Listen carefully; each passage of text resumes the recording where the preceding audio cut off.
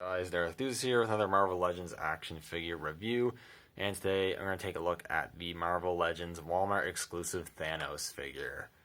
This is one I was really pretty stoked that they announced that was coming out. I was a little skeptical that it was going to be a Walmart exclusive because my Walmarts are notoriously bad for getting the exclusives in. But I went to the store and they actually had a bunch of these guys in, which was a nice surprise from the usual. And the fact that I probably won't be getting the BAF Thanos from the recent Infinity War wave, I'm pretty happy that they decided to re-release this figure. And yes, this figure is a re-release. If you're not aware, it is a re-release of a previous Thanos BAF from must have been a couple to a few years back. It was a little while ago.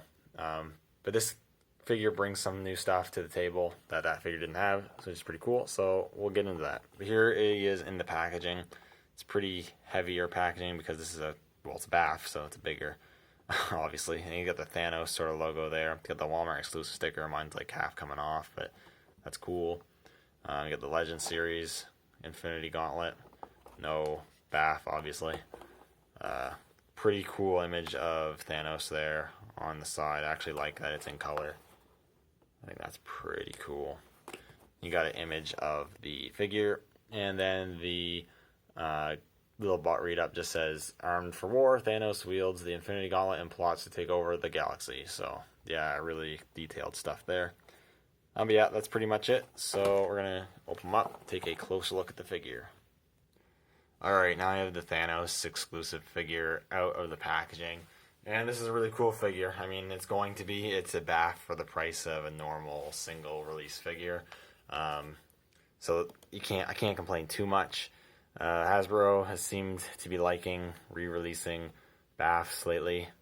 And this one's pretty cool. It, in my opinion, improves on that previous BAF. Not that I have it, but just from looking at pictures and watching other reviews, I'd say this one definitely improves upon it.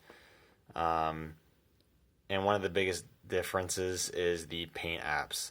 The older one had a bit more muted colors, I'd say. This one is a lot more vibrant, has a lot more vibrant colors going on. So the head sculpt here is pretty cool. It's the same that the original BAF had. It's this pretty nasty looking grin going on, which is pretty cool. Got the light blue painted eyes. Teeth are painted pretty well for the most part, with some black in there. And you get the purple face with some really nice sculpting detail and some black wash to bring out that detail, which is really cool. And I like the shade of purple they used. It's a nice dark purple. Like I said, the blue there. You got the gold for his part of his helmet there. A little sloppy paint on the top, not too bad.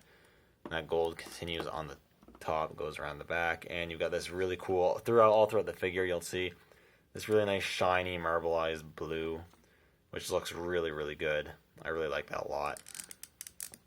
Got his little collar piece, I guess you say, or shoulder piece or whatever, which is in gold, and you got like this painted yellow details on the side here, which is cool. Pegs in on his shoulders, and if you wanted to, you could remove it, I'm pretty sure, for whatever reason, if you wanted to. And you've got the gold on the stripe on the front there, and you got the nice blue sculpted armor. Quite a bulky figure, obviously. You got this really nice silver detailing, sort of silver paint on these sculpted details, which is really cool. I like that a lot. Got this gold like spine thing there, which is really cool. Got the gauntlets, which again have that yellow paint apps. Look good. Got the hands here. Got like silver painted knuckles. The right hand is sculpted in a bald fist, and this one's in an open hand, which is pretty cool. I like that variation. He has a belt thing, which looks good. It's just molded in the gold plastic. And you got the same blue going on with the cool dark silver that we saw on the arms painted on the legs here, which looks really nice. Again, you got the yellow paint apps on the gold boots there, and the boots themselves look really good. I mean, not much else to talk about. It's a modern comic Thanos. I believe this is how he's currently looking in the comics. And it looks really good. Not really too much to complain about. I think it's a really good looking Thanos, comic Thanos. Now, in terms of articulation, he's pretty good. Though it is where I had the biggest gripes because he doesn't have the loosest joints in the world, but as you can see, his legs are a bit looser than I'd like them to be. And there's some other spots which I'll get to, but he has a ball joint in the head with a hinge at the neck, so you can look up a decent amount and look down a decent amount. Not really any pivot, but you do got rotation. Ball hinges at the shoulders, which move all the way out. If they can go all the way out to 90 degrees. This one's a little more difficult to get than this one. I swivel at the bicep. I single hinge at the elbow, which doesn't move exactly 90 degrees, which is unfortunate, but it's not a huge deal. He has an ab crunch, which I don't want to move, but if you get the ab crunch, his torso straightened all the way up, then it's fine. It's not going to move. It's quite secure, but if you ab crunch it forward, it's quite wobbly and loose, which is unfortunate. He has a waist swivel, which moves good. Ball hinge at the hips, which they move out okay. You're not getting insane movement. Yeah, actually, now that I think about it, posability's pretty limited on these hips. Which is a little unfortunate. A swivel at the thigh. This one's decently tight. This one's pretty loose. Double hinges at the knees, which if you get them going, they move decently. A swivel at the boots, which isn't moving, but it does. And a hinge at the ankle with a rocker. And what's nice is that they actually sculpt the clearance for these little knobs here so they don't hinder the pivot. So that is really cool. And the figure articulates decently well. I would like maybe some better articulation, I guess, but it's not too bad. I'm not really going to complain too much about that. And in terms of accessories, this figure actually comes with some accessories or interchangeable parts. The previous version, the Bath, did not come with any interchangeable parts. This is how he was, just with the different paint apps, but we actually get some different parts. First of which is we actually get a interchangeable head, which is just a more frowning, stern Thanos, which is pretty cool. So you have the option not have him grinning all the time. So you can just pop the head off. It's pretty easy, obviously, because he was a Bath before. Pop that new head right on there, and you've got stern Thanos, which is pretty cool. I like that. It looks pretty good. Looks more serious instead of just cackling all the time, which is cool. And then he also comes with his Infinity Gauntlet, which is really cool. You get the little wrist piece, and you get the gauntlet itself. Take a closer look at it with it out. And the sculpt's pretty good. It's in an open pose like the other hand, which is cool. You got all the Infinity Stones on there, so you got the red one, the green one, all of them there. Look pretty good. It's nice shiny and everything. It looks really good. And so I'm going to change that. You just gotta pop the, I guess I can show you now with the crunch. It likes to wobble when you crunch it forward like that, but you just pop the hand off and then the gauntlet piece comes right off like so.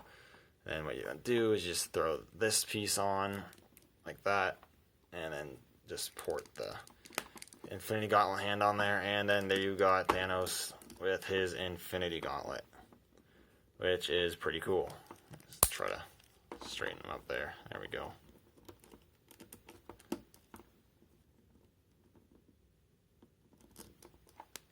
And try to get his thing down like that. There we go. So that's pretty cool. I like that they included that. That's pretty cool. And we'll quickly do size comparison here. So there's Thanos there. Here is Taskmaster from the recent Infinity War wave. He's using the Bucky Cat mold, so I'd say it's pretty much the universal sort of 6-inch scale. And Thanos does tower over him, which makes sense. So that scales pretty well. I do have a couple other Baths, but they're kind of in an inaccessible area to get to, so I was too lazy to get them. But here is a taller figure. Here is the Hela figure. And Thanos is still a bit taller than her, so that is pretty cool. I like that he's big. He should be big. So that was done well. Not like they had to change that, obviously. But overall, this is a really cool figure. Obviously, if you missed out on that original Bath, this is definitely worth getting. If you don't have a Thanos yet, this is definitely worth getting. I think it's an improvement on that old Bat. I think it has better paint apps, and you also get the interchangeable parts, which I think adds more value and posing possibilities with this figure, which is really good. At the same time, is it worth replacing the Bat you already have? Probably not, but I'll make you let that decision for yourself, because I think that would be more based on personal preference than anything. And it's great also if you don't have the money to get the whole Infinity War wave. You can just, pay the money for one figure and get a Thanos. Obviously, it's not going to be the movie Thanos, but it's still a Thanos that is really, really cool. I like this a lot. I'm happy to have this big bad finally in my collection, so that's really cool. Anyways, thank you guys so much for watching. Let me know what you think in the comments below, and I will see you all in the next video.